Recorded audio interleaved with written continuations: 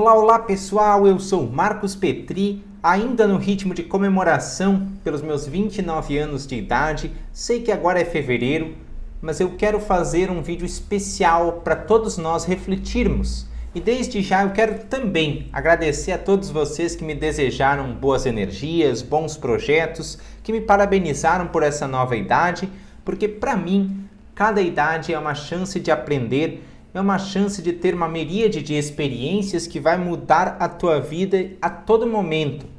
Então, que eu viva com isso da melhor forma possível e eu tenho certeza que os planos vão dar certo, pelo menos aos poucos, com o apoio de vocês, com a grande energia, com uma grande aposta de que meus dias sejam felizes e cada vez melhores. E a gente sabe que dia bom, dia ruim, nós fazemos. Mas com energias dos amigos e quem apoia a gente, isso fica muito mais fácil. Então, o meu muito obrigado de coração a vocês aqui no Diário de um Autista e lá no Instagram, @omarcospetri, se vocês ainda não me seguem por lá.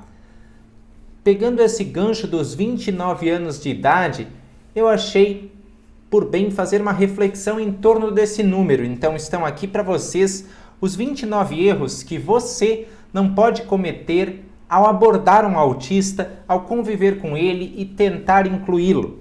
O erro número 1 é o que mais acontece por aqui no Diário de um Autista e por onde eu vou. Quando eu falo dele, as pessoas se espantam, mas é verdade. O erro número 1, então, é achar que o autismo é um termo relacionado à altura da pessoa.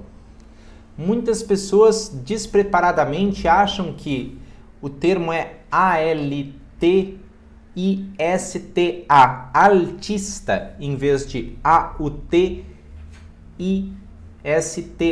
autista. Autista vem de autos, um indivíduo focado em si mesmo, em pequenos projetos para então entender o mundo, quando na verdade as pessoas esperam que o autista seja focado em todo mundo que está no ambiente para entender a sua experiência de vida, o que não é possível quando se é autista. O erro número 2 também deixa muita gente boquiaberta. Achar que autismo é coisa de criança apenas e que depois que o autista passou pela adolescência, pela idade adulta, os problemas irão acabar. Negativo, é aí que os problemas só começam. Não é à toa que o autista adulto, pessoal, ele é chamado de pertencente do grupo invisível. É justamente por pensar que o autismo é só comum em crianças que não se preparam práticas para o autista manifestar interesses da vida adulta. O que acontece é que o autista acaba sendo infantilizado. Acontece mais do que a gente imagina e fecha mais portas do que se possa imaginar também. O erro número 3, e é muito comum também quando eu digo as pessoas caem da cadeira. Achar que o autismo, que o TEA, é um problema. Gente, não é. É uma característica, é uma condição. Problema é que o mundo não está preparado para todas as demandas do autista. Esse é um problema que nós temos que enfrentar. O número 4 vem muito nessa pegada também, achar que o TEA é uma doença. E não é. Muita gente me vem parando na rua e dizendo, olha essa doença aí, o meu vizinho também tem, mas não é uma doença, e sim um transtorno. Nós temos que entender muito bem a diferença entre os dois. Enquanto que a doença ela tem um tratamento e é esperada uma cura, um transtorno é a maneira que o teu cérebro funciona, a maneira que ele é e que processa as informações. Então isso nunca vai mudar. Desde que eu sou criança sou assim e até quando eu morrer serei assim. O que pode acontecer são tratamentos para fazer com que eu entenda melhor a minha interação com os cenários do mundo e assim eu possa fazer valer as minhas vontades e explorar a vida da melhor forma possível. Pessoal, o erro número 5 também é um erro que vocês podem cometer com as melhores intenções, mas ele não é bom. Achar que o autista é um anjo, que por ele dizer mais frequentemente a verdade, ele não tem malícia, não sabe mentir, nem tem raiva, nem guarda rancor. Gente, autista é ser humano. Em primeiro lugar, o autista é ser humano e a natureza do ser humano é guardar essas raivas, é guardar o rancor, é muitas vezes remoer sentimentos. Sim, o ser humano tem uma cabeça voltada para o que eu posso aprender com os erros do passado. E nesse processo fazem parte guardar sentimentos negativos e muitas vezes passar por cima e nem aproveitar os sentimentos positivos. O autista também trava essa batalha, por mais que muitos de vocês não percebam. Número 6. Achar que o autismo é uma cruz. E não é. O autismo, ele é uma condição que, se souber ser aproveitada, pode ser uma dádiva. Mas se não souber ser aproveitada, pode ser uma cruz. E muitas vezes o autista é tido como alguém que pecou por muitas pessoas, hoje ainda. São poucas as menções a isso, mas os olhares dizem que o autista é uma cruz, que os pais têm que carregar, e a gente sabe que não é verdade. Tem muitas outras cruzes que vêm das atitudes dos outros para com o autista, que machucam muito mais do que simplesmente abrir a público que seu filho é autista, que ele está no espectro. O erro número 7 que vocês não podem cometer é achar que se sai do espectro. Na verdade, o que se pode fazer é caminhar no espectro e preparar o cérebro para responder melhor ao ambiente, mas nunca sair do espectro, nunca deixar de ser autista. O erro número 8 é desconsiderar as características individuais do autista. Muitas pessoas perguntam: será que os autistas se entendem? Se tu puseres dois autistas que tenham afinidades minimamente compatíveis, eles vão se entender. Agora, se tu puseres dois autistas frente a frente, que têm gostos totalmente opostos, podem até se entender, podem até ter uma boa amizade, mas não vai ser tão fácil, porque nós temos que considerar as características individuais do autista. Não adianta eu dizer que o meu filho vai ser um bom jogador de futebol porque o hiperfoco do filho da vizinha é futebol. Talvez o hiperfoco do teu filho seja música. E aí, dentro das possibilidades dele, ele se torne um bom músico. São as características individuais que envelopam os hiperfocos do autista, que envelopam o seu querer caminhar pelo mundo. Muitas vezes, por esquecer disso, se fecham muitas portas.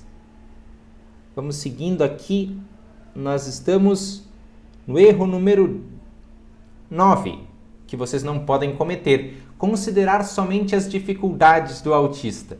E aqui vem uma observação muito importante que a minha mãe fazia há pouco tempo atrás.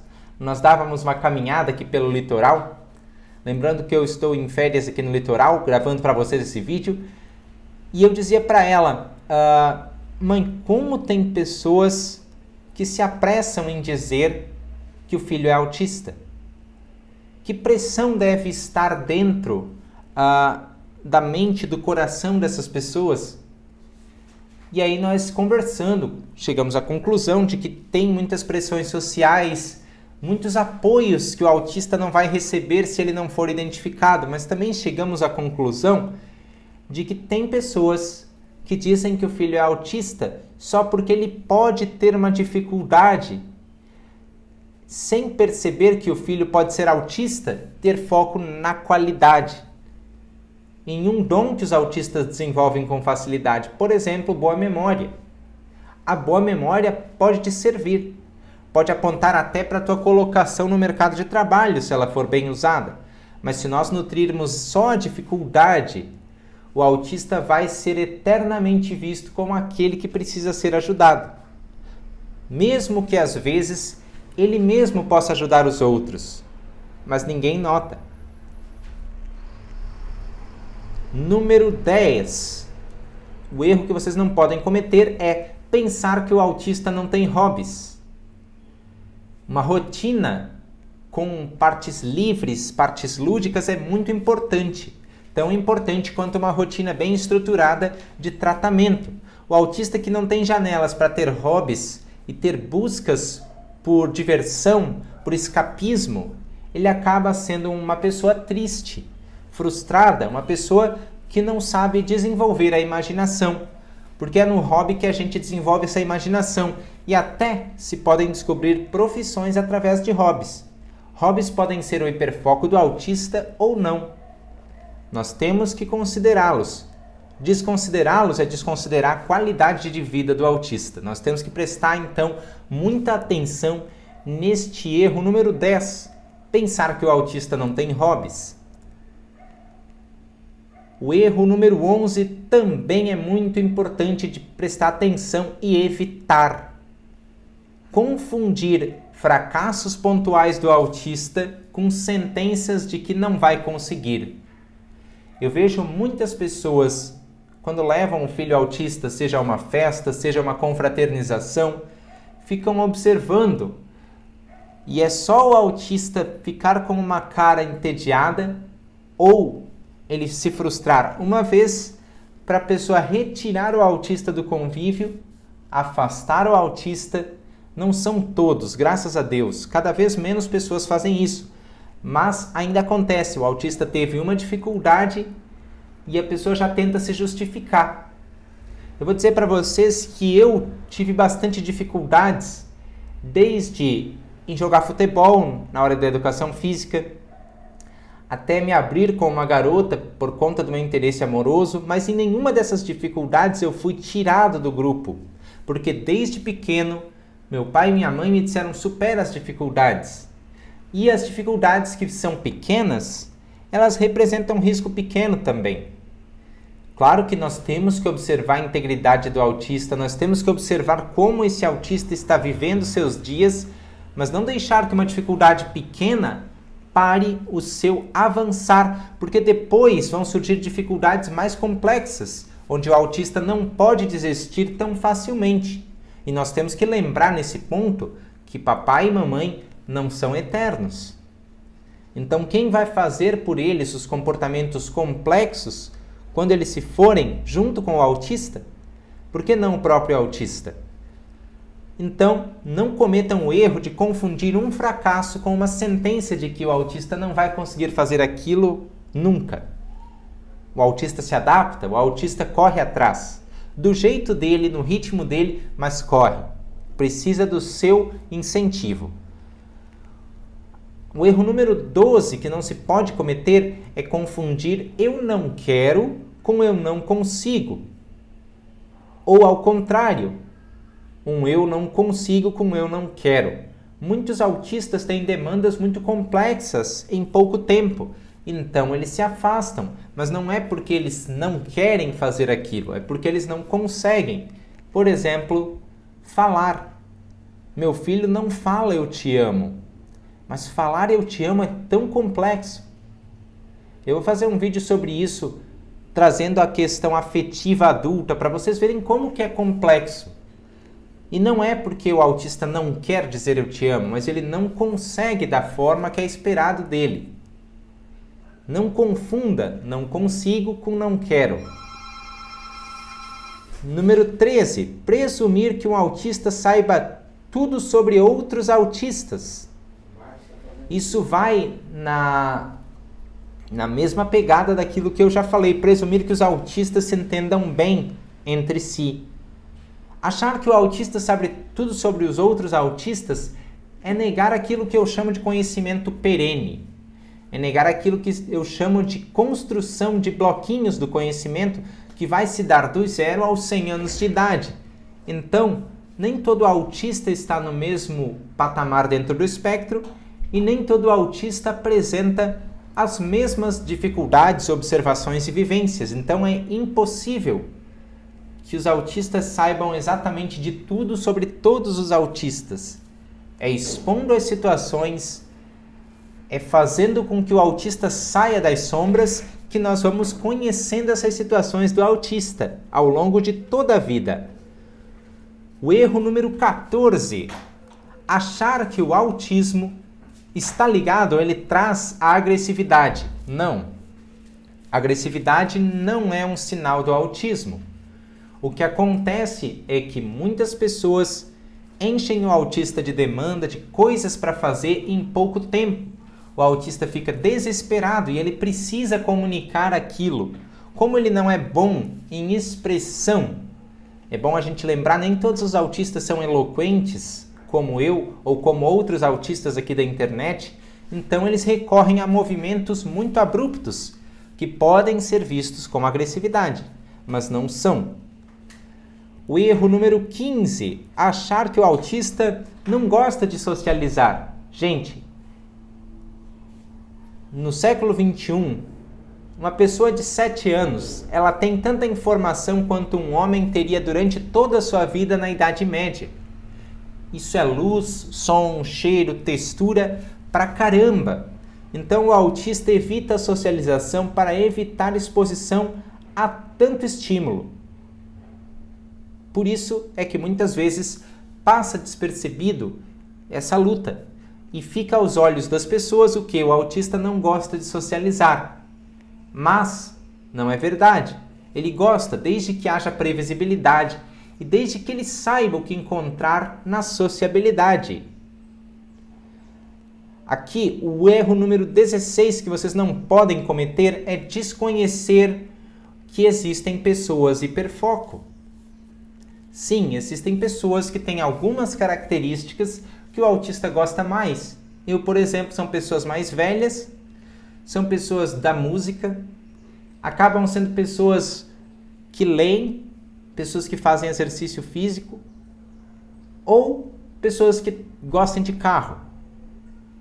De vez em quando eu estou falando horas com uma pessoa sobre o carro dela e aí eu consigo perceber que é uma pessoa hiperfoco. Já pararam para pensar nisso? Então, é muito importante trazer essa questão, porque de repente o filho de vocês vai estar lá no dia a dia e vai ter uma pessoa com quem ele vai ter mais abertura. Por quê? Pode ser uma pessoa hiperfoco. E é muito difícil de entender isso, pelo menos de uma primeira vez, porque o autista não vai te manifestar isso só com palavras. Vai te manifestar com sorrisos, com vontade de aprender, com conexão com essa pessoa, conexão muito, muito forte de uma hora para outra, de repentino. E isso vai fazer com que vocês possam olhar para as pessoas hiperfoco. Elas são reais, elas existem. O erro número 17 que não se pode cometer com o autista, achar que o hiperfoco muda. Pelo menos na minha visão ele não muda, pessoal. Mudam as pessoas hiperfoco, talvez. Mudam algumas formas de buscar pelo hiperfoco. Porque o hiperfoco, a natureza dele, o que é? A natureza dele é achar uma informação que não muda.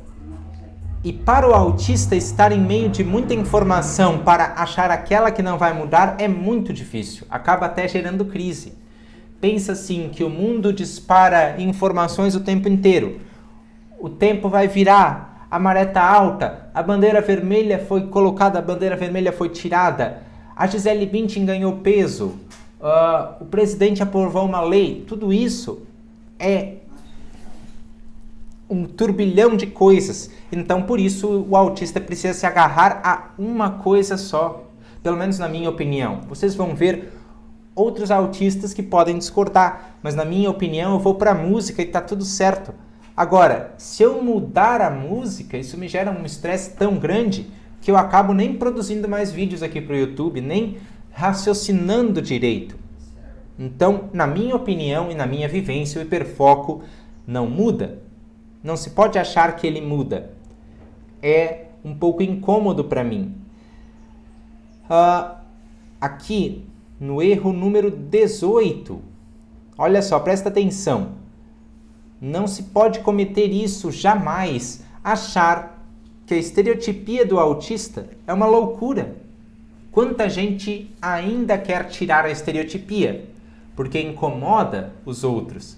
Na verdade, nós temos que aprender a conviver com ela. Nós só vamos tirá-la se ela representar alguma piora.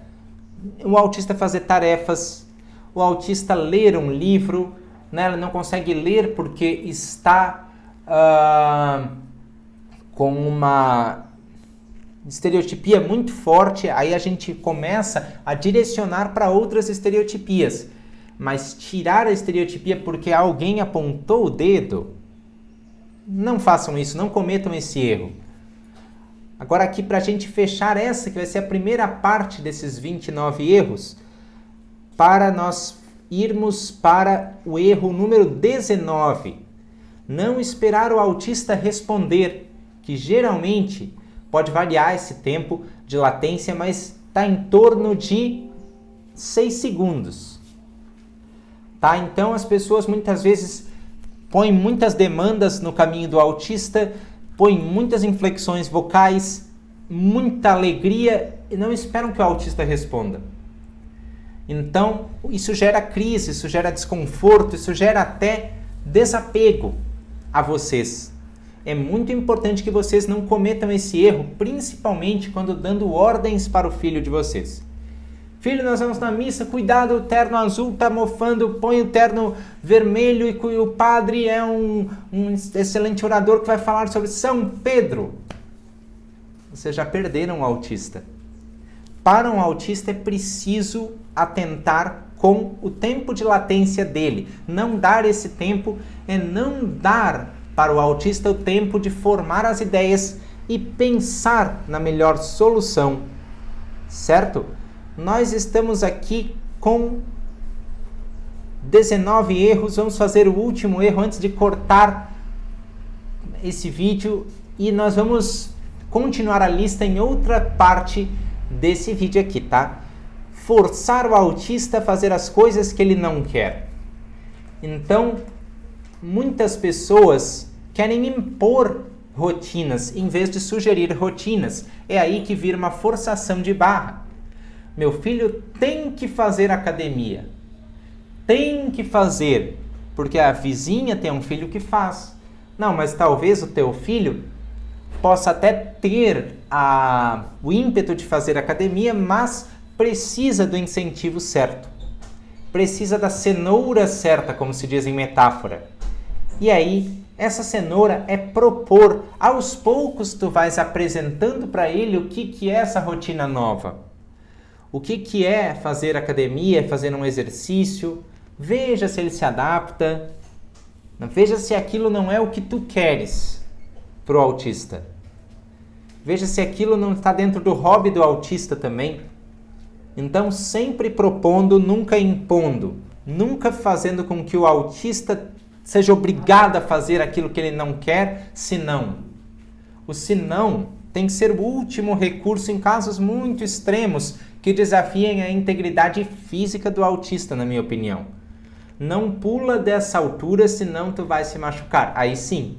Mas agora, não brinque com esse brinquedo porque eu quero que tu brinques com aquele brinquedo.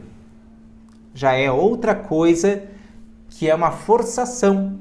Então tá aí, pessoal. São 20 erros, 21 erros nas minhas contas para o autista, que vocês não deveriam cometer. Essa é a parte 1 desse vídeo. Na outra, mais 8 erros. Esperem pela próxima parte e deixem um like para o YouTube entender que esse vídeo é relevante. Valeu, galera! Até a próxima! Tchau!